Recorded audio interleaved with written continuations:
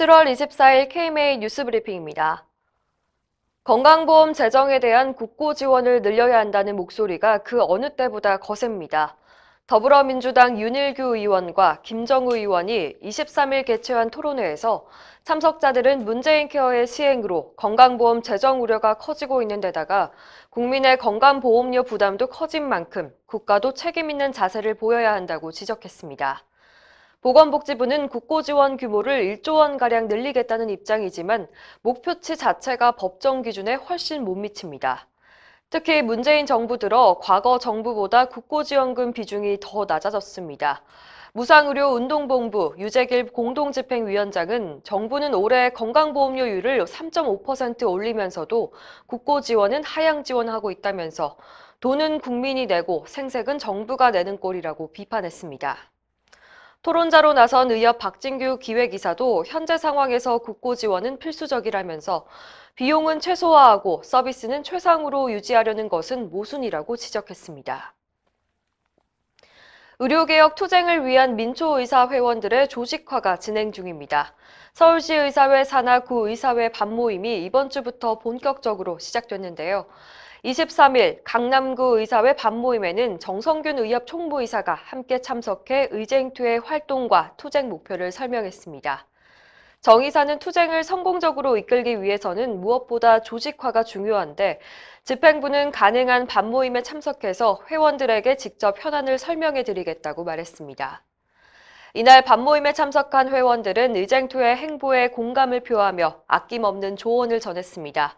서준석 원장은 의쟁투가 제시한 6대 선결과제 모두가 중요하지만 그중 시급한 한두 가지에 역량을 집중해야 한다고 말했습니다.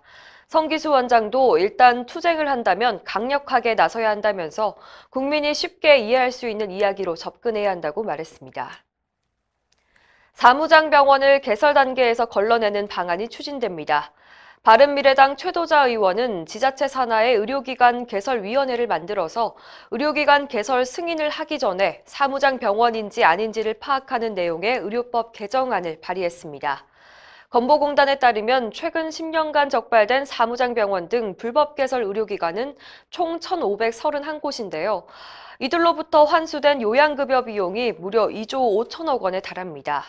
최도자 의원은 사무장병원은 사전에 예방하는 것이 무엇보다 중요하다면서 개설 전에 사무장병원 여부를 검토하는 것이 효율적인 방법이 될 수 있다고 밝혔습니다. 의원급 의료기관이 교육 상담이나 집중 진찰을 실시하면 별도의 수가를 제공하는 사업이 2개월째 표류 중입니다. 만성질환관리 교육상담 시범사업은 만성질환 환자에게 교육상담을 제공하면 진찰료와 별도로 첫 회에 약 2만 5천 원, 두 번째부터는 약 17,000원의 상담료를 지급하는 사업이고 심층 진찰료 시범사업은 복잡한 임상적 판단이 필요한 환자를 진료한 경우 의사 1인당 하루 4회까지 회당 약 2만 4,500원을 지급하는 사업입니다. 보건복지부는 올해 하반기부터 시범사업에 들어갈 예정이었는데요. 지난 5월 건정심에 보고한 이후 아무런 내용도 확정짓지 못하고 있습니다. 민주노총 등이 반대하고 있기 때문인데요. 일부 가입자 단체들은 이번 사업을 의원급 의료기관에 대한 퍼주기 특혜로 인식하는 분위기라고 합니다. 보건복지부는 이런 우려를 반영해 8월에서 9월쯤 건정심에 다시 보고할 방침입니다. 이상으로 뉴스브리핑을 마칩니다. 자세한 사항은 의협신문을 참고하시길 바랍니다.